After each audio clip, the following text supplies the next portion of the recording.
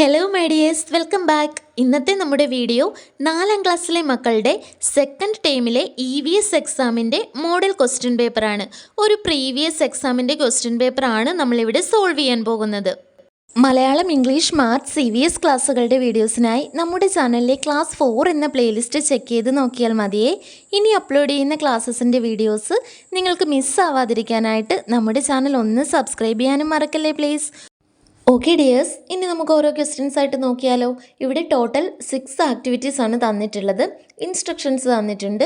The first 15 minutes will be cool off time. ആദ്യത്തെ 15 minute cool off time ആയിരിക്കും. ഈ ടൈമിൽ മക്കൾ ടെൻഷനൊന്നും ഇല്ലാതെ ഇരുന്ന് റിലാക്സ്ഡ് ആയിട്ട് ക്വസ്റ്റ്യൻസ് ഒക്കെ ഒന്ന് വായിച്ച് നോക്കുക. ആൻസറൊക്കെ ഏതാണെന്ന് കണ്ടെത്തി വയ്ക്കുക. Okay, write answers to any 5 activities from the given 6 activities. Total 6 activities തന്നിട്ടുണ്ട്. അതിൽ ഉറപ്പായും 5 ആക്ടിവിറ്റീസ് നിങ്ങൾ കംപ്ലീറ്റ് ചെയ്ത് എഴുതിയിരിക്കണം. Answer all the sub questions of the selected activities. ഓരോ ആക്ടിവിറ്റീസിനും സബ് ക്വസ്റ്റ്യൻസ് ഉണ്ട്, A, B അങ്ങനെ. അത് തീർച്ചയായിട്ടും എഴുതിയിരിക്കണം. Activity 1, the road to independence. Question A, given below are the pictures and details related to freedom struggle. Match them drawing lines. താഴെ തന്നിരിക്കുന്ന ചിത്രങ്ങൾ ഫ്രീഡം സ്ട്രഗിളുമായിട്ട്, സ്വാതന്ത്ര്യ സമര പോരാട്ടവുമായിട്ട് ബന്ധപ്പെട്ടവയാണ്. റൈറ്റ് സൈഡിൽ തന്നിരിക്കുന്ന ഡീറ്റെയിൽസുമായിട്ട് സ്യൂട്ടബിൾ ആയിട്ടുള്ള പിക്ചർ ഏതാണോ അത് ലൈൻ വരച്ച് യോജിപ്പിക്കുക. ഫസ്റ്റ് പിക്ചർ എന്താണ് മക്കളെ? That picture shows the salt Satyagraha led by Gandhiji. So അതിൻ്റെ ഡീറ്റെയിൽസ് ഏതാണ്? A ആണോ, B ആണോ, C ആണോ? ഓപ്ഷൻ B ആണ്.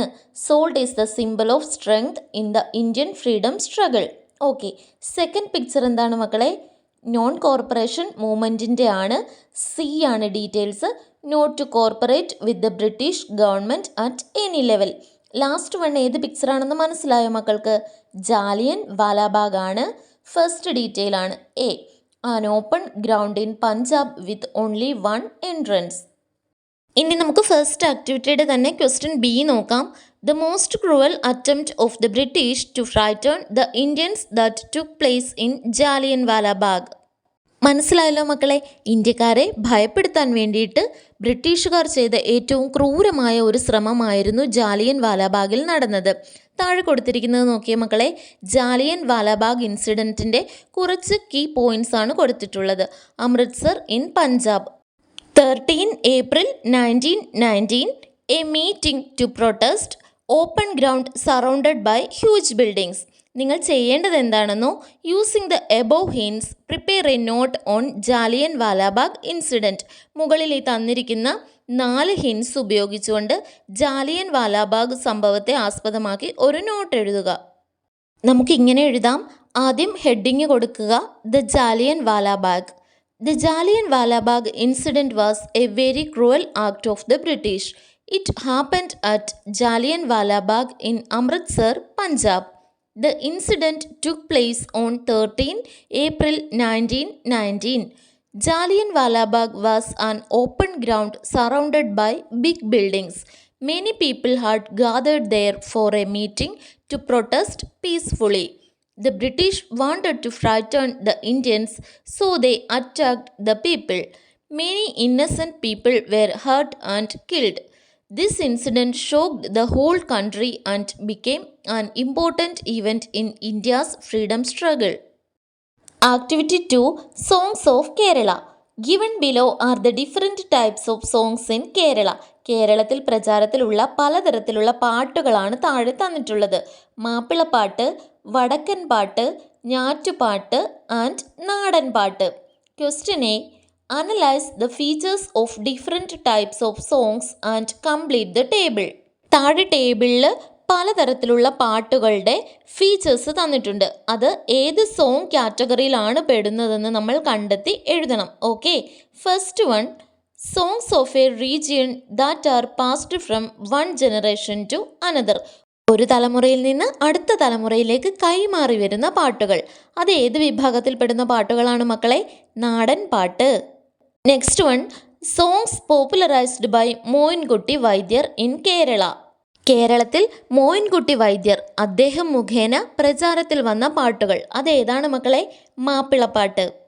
Next one, songs describing the valour and greatness of famous warriors.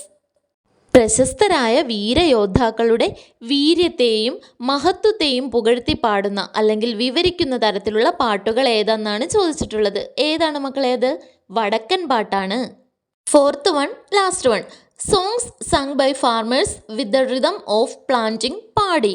നെല്ല് വിതയ്ക്കുമ്പോൾ അഥവാ നെല്ല് നടുമ്പോൾ കർഷകർ താളത്തിൽ പാടുന്ന പാട്ട് ഏത് വിഭാഗത്തിൽ പെടുന്നു? ഞാറ്റുപാട്ട്. രണ്ടാമത്തെ ആക്ടിവിറ്റിയുടെ ക്വസ്റ്റ്യൻ ബി. ഓമന തിങ്കൾ കിടാവോ നല്ല കോമള താമര പൂവോ. In which of the following category does the song belong to. ഈ പാട്ട് മക്കൾ എല്ലാവരും കേട്ടിട്ടുണ്ടല്ലോ അല്ലേ? ഈ പാട്ട് താഴെ തന്നിരിക്കുന്നവയിൽ ഏത് വിഭാഗത്തിൽ പെടുന്നു എന്നാണ് ചോദിച്ചിട്ടുള്ളത്. വഞ്ചിപ്പാട്ട്, താരാട്ടുപാട്ട്, ഞാറ്റുപാട്ട്, വടക്കൻ പാട്ട് ഏത് വിഭാഗത്തിലാണ് മക്കളെ പെടുന്നത്? ഓമന തിങ്കൾ കിടാവോ എന്ന പാട്ട് പാടിയാണ് അമ്മമാർ കുഞ്ഞു വാവകളെ ഉറക്കുന്നത് അല്ലേ? അപ്പോൾ ഇത് എത്തരത്തിലുള്ള പാട്ടാണ്? താരാട്ടുപാട്ടിൻ്റെ കാറ്റഗറി പെടുന്ന പാട്ടാണ്. ആക്ടിവിറ്റി 3 നോക്കിയ മക്കളെ. The earth and the moon. ഭൂമിയും ചന്ദ്രനും.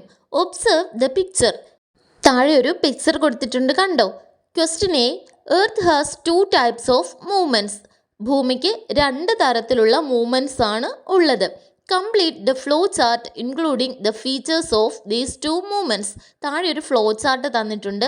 ഭൂമിയുടെ ഈ 2 മൂവ്മെൻറ്റ്സും വെച്ചുകൊണ്ട് ആ ഫ്ലോ ചാർട്ട് നമ്മൾ കംപ്ലീറ്റ് ചെയ്യണം. ദേ കണ്ടോ, എർത്ത് എന്ന് എഴുതിയിട്ടുണ്ട്.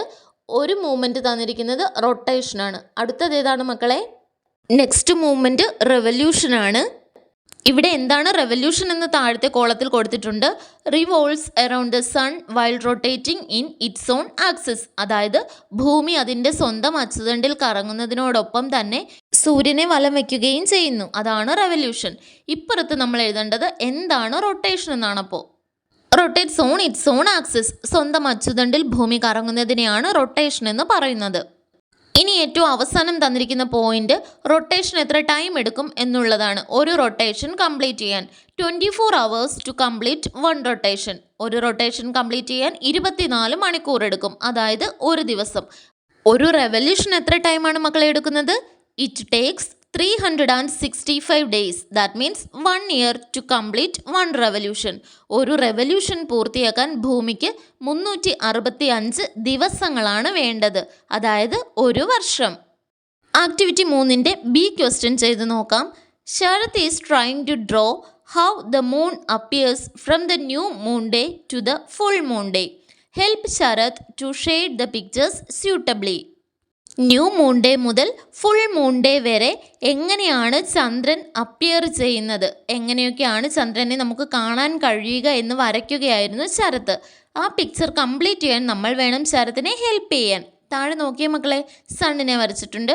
ഡേ 1 അതായത് ന്യൂ മൂൺ ഡേയിൽ എങ്ങനെയായിരിക്കും മൂൺ അപ്പിയർ ചെയ്യുന്നതെന്ന് വരച്ചിട്ടുണ്ട്. ബാക്കി നമ്മൾ ഫില്ല് ചെയ്യണം. ഡേ 14 ഫുൾ മൂൺ ഡേ വരുന്നത്. സെൻറ്ററിലായിട്ട് എർത്ത് വരച്ചിട്ടുണ്ട്. മുകളിൽ ഡേ 7 ഉണ്ട്. മറ്റു 2 ഡേയ്സിലെ മൂണിൻ്റെ ചിത്രം കൂടി കൊടുത്തിട്ടുണ്ട്. നമുക്കിത് കംപ്ലീറ്റ് ചെയ്യാം. ഇങ്ങനെയാണ് ചിത്രം കംപ്ലീറ്റ് ചെയ്യേണ്ടത്. എങ്ങനെയാണെന്ന് വിശദമായിട്ട് പറഞ്ഞു തരാം. ഫുൾ മൂൺ പഠിച്ചത് മക്കൾക്ക് ഓർമ്മയില്ലേ? മാർവൽസ് ഓഫ് സ്കൈ എന്ന ചാപ്റ്ററിൽ പൂർണ്ണചന്ദ്രൻ അഥവാ പൗർണമി, വെളുത്തവാവ് എന്നൊക്കെ നമ്മൾ പറയും. അന്നത്തെ ദിവസം എങ്ങനെയായിരിക്കും മക്കളെ ചന്ദ്രൻ്റെ അപ്പിയറൻസ്? ചന്ദ്രൻ സൂര്യപ്രകാശമേറ്റ് പൂർണ്ണമായി തിളക്കത്തോടെ ഭൂമിക്ക് കാണാവുന്ന രീതിയിൽ വരുന്നതിനെയാണ് ഫുൾ മൂൺ എന്ന് പറയുന്നത്.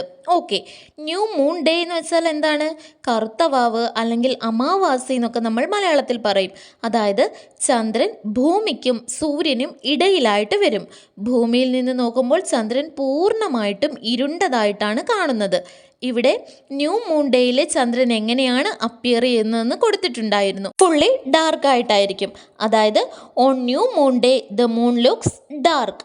After A few days A small bright part of the moon is seen. കുറച്ച് ദിവസത്തിന് ശേഷമാണ് ചന്ദ്രൻ്റെ ഒരു ചെറിയ ഭാഗം ബ്രൈറ്റായിട്ട് പ്രകാശപൂരിതമായിട്ട് കാണാൻ സാധിക്കുന്നത്. Okay, on day 7 half of the moon is bright. 7ാമത്തെ ദിവസമാകുമ്പോഴോ മക്കളെ ചിത്രത്തിൽ നോക്കിക്കേ, ചന്ദ്രൻ്റെ നേരെ പകുതി ഭാഗം പ്രകാശപൂരിതമാകും, ബ്രൈറ്റായിട്ട് കാണാൻ സാധിക്കും. After that more bright part is seen each day. അതിനുശേഷമുള്ള ഓരോ ദിവസവും ചന്ദ്രൻ്റെ കൂടുതൽ ബ്രൈറ്റായിട്ടുള്ള ഭാഗം തെളിഞ്ഞു തെളിഞ്ഞ് വരും, പ്രകാശം കൂടിക്കൂടി വരും. ഓൺ ഡേ 14, അതായത് ഫുൾ മൂൺ ഡേ ആണ് 14 എന്ന് പറയുന്ന ദിവസം, 14ാമത്തെ ദിവസം. The moon looks fully bright. മുഴുവനായിട്ടും ബ്രൈറ്റ് ആയിട്ടാണ് ചന്ദ്രൻ ആ ദിവസം കാണപ്പെടുന്നത്. സോ മക്കൾ, ഇങ്ങനെ ഒരു ക്വസ്റ്റ്യൻ വന്നാൽ അത് എങ്ങനെയാണ് ഷെയ്ഡ് ചെയ്യേണ്ടത്? Just shade from dark to bright, slowly from new moon to full moon. Okay, next നമുക്ക് ആക്ടിവിറ്റി 4 നോക്കാം. We too are protectors of nature. ഞങ്ങളും പ്രകൃതിയുടെ സംരക്ഷകരാണ്. Question A, birds are the protectors of nature. പക്ഷികൾ പ്രകൃതിയുടെ സംരക്ഷകരാണ്. Write how the following birds are beneficial to the environment. താഴെ 3 ബേർഡ്സിൻ്റെ ചിത്രം തന്നിട്ടുണ്ട്. ചിത്രത്തിൽ തന്നിരിക്കുന്ന ഈ 3 ബേർഡ്സും എങ്ങനെയാണ് നമ്മുടെ എൻവയോൺമെൻറ്റിന്, നമ്മുടെ പരിസ്ഥിതിക്ക് ബെനഫിഷ്യൽ ആയിട്ടുള്ളത്, പ്രയോജനപ്രദമായിട്ടുള്ളതെന്ന് നമ്മൾ എഴുതണം. ഓക്കെ, ഏതൊക്കെയാണ് മക്കളെ തന്നിരിക്കുന്ന 3 ബേർഡ്സ്? ഫസ്റ്റ് വൺ ഔളാണ് അല്ലേ, മൂങ്ങ. സെക്കൻഡ് വണ്ണോ ക്രോ ആണ്, കാക്ക. തേർഡ് വൺ സ്പാരോ ആണല്ലേ. ഓക്കെ ഡിയേഴ്സ്, ആദ്യം നമുക്ക് ഔൾ എങ്ങനെയൊക്കെയാണ് നമ്മുടെ എൻവയോൺമെൻറ്റിന് ബെനിഫിഷ്യൽ ആയിട്ടുള്ളതെന്ന് നോക്കാം. Owls eat rats and insects. It helps farmers protect crops. Next one crow ആണ്. Crow eats waste and dead animals. It keeps the surroundings clean. Last one sparrow ആണ്. These small birds eat insects. They help plants by spreading seeds. B question നോക്കാം. In many ways, birds are beneficial to the environment, but many birds are decreasing in number today. What may be the reason? Write them. അതായത് പലതരത്തിലും ഈ പക്ഷികൾ നമ്മുടെ എൻവയോൺമെൻറ്റിന് beneficial ആണ്, പ്രയോജനപ്രദമാണ്. പക്ഷേ ഒരുപാട് പക്ഷികളുടെ എണ്ണത്തിൽ കുറവ് സംഭവിച്ചുകൊണ്ടിരിക്കുകയാണ്. എന്തൊക്കെയാവാം അതിനുള്ള കാരണങ്ങളെന്നാണ് മക്കൾ എഴുതേണ്ടത്. So why birds are decreasing? നമ്മൾക്ക് എന്തൊക്കെ എഴുതാം മക്കളെ? Trees are being cut down. മരം മുറിക്കുന്നത് കൊണ്ട്. Pollution is increasing. മലിനീകരണം കൂടുന്നത് കൊണ്ട്. Lack of food and water. വെള്ളത്തിൻ്റെയും ഭക്ഷണത്തിൻ്റെയും ലഭ്യത കുറവ്. Use of pesticides. കീടനാശിനികളുടെ ഉപയോഗം. And loss of nesting places. ഈ പക്ഷികൾക്കൊക്കെ കൂട് വയ്ക്കാനുള്ള സ്ഥലങ്ങൾ കുറയുന്നത്. അതായത് ഉയരമുള്ള മരങ്ങളൊക്കെ കുറവാണ്, വെട്ടിവീഴ്ത്തുന്നു, അതുകൊണ്ട്. Next activity 5. Let's know the air. വായുവിനെ അറിയാം. Observe the picture. ഈ ചിത്രം നോക്കിയിട്ട് മക്കൾക്ക് എന്ത് മനസ്സിലായി? ബസ് ബ്രേക്ക് ഡൗൺ ആയി കിടക്കുകയാണല്ലേ. കാരണം ഡ്രൈവറും കണ്ടക്ടറും ഒക്കെ പുറത്തിറങ്ങി ഇങ്ങനെ നിൽപ്പുണ്ട്. ഒരാൾ കണ്ടോ മക്കളെ? ബസ്സിൻ്റെ ടയറിൽ കാറ്റ് നിറയ്ക്കുകയാണ്, എയർ ഫില്ല് ചെയ്യുകയാണ്. ഇനി ക്വസ്റ്റ്യൻ എന്താണെന്ന് നമുക്ക് നോക്കാം. Question A, which property of the air is used to fill the tyre of a vehicle. അതായത് എയറിൻ്റെ, വായുവിൻ്റെ ഏത് ഫീച്ചറാണ് അല്ലെങ്കിൽ ഏത് സവിശേഷതയാണ് ഒരു വാഹനത്തിൻ്റെ ടയറിൽ എയർ ഫില്ല് ചെയ്യാൻ വേണ്ടി യൂസ് ചെയ്യുന്നത്, ഉപയോഗിക്കുന്നതെന്നാണ് ചോദിച്ചിട്ടുള്ളത്. താഴെ ഓപ്ഷൻസ് 3 തന്നിട്ടുണ്ട്. Choose the correct answer from the following. അതിൽ നിന്നും വേണം നമ്മൾ കറക്റ്റ് ആൻസർ ചൂസ് ചെയ്യാൻ. ഓപ്ഷൻ എ തന്നിരിക്കുന്നത് air has the power to spread around. B, air can lift weight. C, air has no definite shape. ഇതിലേതാണ് മകളെ correct answer? Option C ആണ്. Air has no definite shape. അതായത് വായുവിന് ഒരു കൃത്യമായ ആകൃതി ഇല്ല. So air takes the shape of the tyre. നമ്മൾ ടയറിലേക്ക് ഈ വായു നിറയ്ക്കുമ്പോൾ ആ ടയറിൻ്റെ ഷേപ്പ് എന്താണോ അതാണ് എയർ സ്വീകരിക്കുന്നത്. So it can fill the tyre completely. അതുകൊണ്ട് തന്നെ ടയർ കംപ്ലീറ്റ് ആയിട്ട് ഫില്ല് ചെയ്യാൻ എയറിന് സാധിക്കും. അതുകൊണ്ടാണ് air has no definite shape എന്ന ആൻസർ വരുന്നത്. Okay, question B, prepare an experiment note to prove air has the power to spread around. അതായത് വായുവിന് ചുറ്റുപാടും പടരാനുള്ള കഴിവുണ്ടെന്ന് തെളിയിക്കുന്ന ഒരു എക്സ്പെരിമെൻറ്റ് നോട്ട് നമ്മൾ തയ്യാറാക്കണം. The materials used for the experiment are given below. എന്തൊക്കെ വസ്തുക്കളാണ് ഈ പരീക്ഷണത്തിന് ഉപയോഗിക്കുന്നതെന്നുള്ളത് താഴെ തന്നിട്ടുണ്ട്. Prepare the experiment note including the following steps. താഴെ തന്നിരിക്കുന്ന എല്ലാ സ്റ്റെപ്സും ഉൾപ്പെടുത്തി എക്സ്പെരിമെൻറ്റ് നോട്ട് മക്കൾ എഴുതണം. Materials, mode of experiment, findings and conclusion.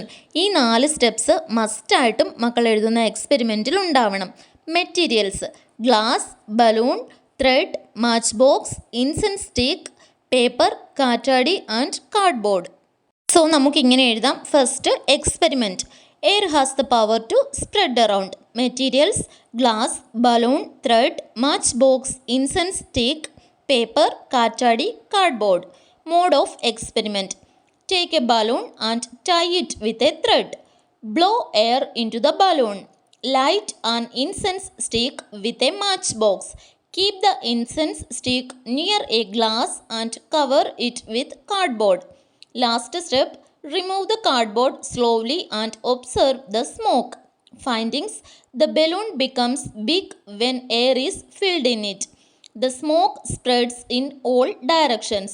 Conclusion: this experiment shows that air has the power to spread around. Findings: the balloon becomes big when air is filled in it. The smoke spread in all directions.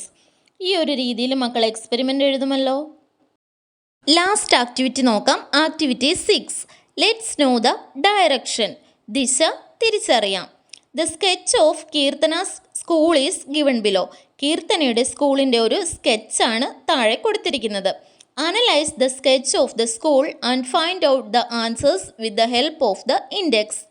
ഇവിടെ തന്നിരിക്കുന്ന sketch, ഈ ഒരു രേഖാചിത്രം എന്തിൻ്റെ സ്കെച്ചാണ് മക്കളെ? കീർത്തനയുടെ സ്കൂളിൻ്റെ സ്കെച്ചാണ്.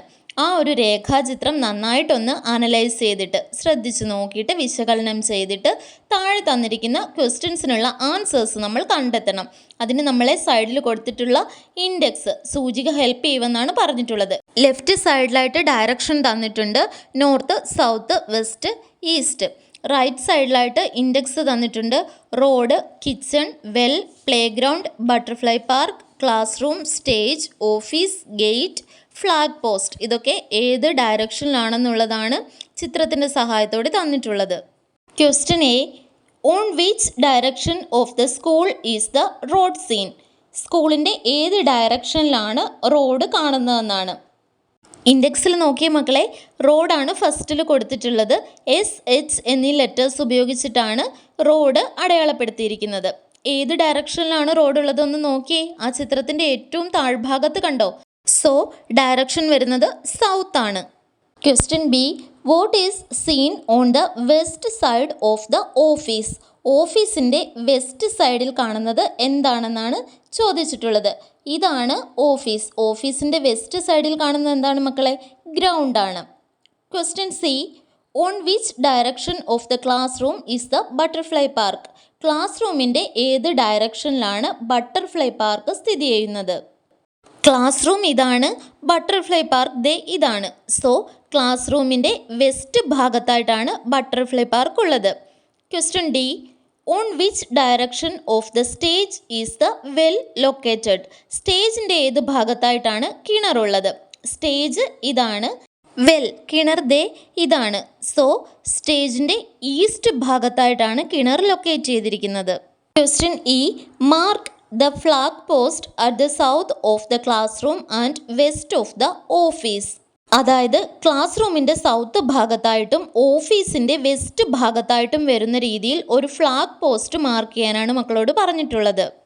ഇതാണ് class room, ഇത് ഓഫീസ്. ക്ലാസ് റൂമിൻ്റെ സൗത്ത് ഭാഗം എന്ന് പറയുമ്പോൾ ക്ലാസ് റൂമിൻ്റെ താഴെയായിട്ടും ഓഫീസിൻ്റെ വെസ്റ്റ് ഭാഗം എന്ന് പറയുമ്പോൾ ഓഫീസിൻ്റെ ലെഫ്റ്റ് സൈഡിലായിട്ടും വരണം. അപ്പോൾ ഈ ഭാഗത്തായിട്ടാണ് ഫ്ലാഗ് പോസ്റ്റ് മാർക്ക് ചെയ്യേണ്ടത്.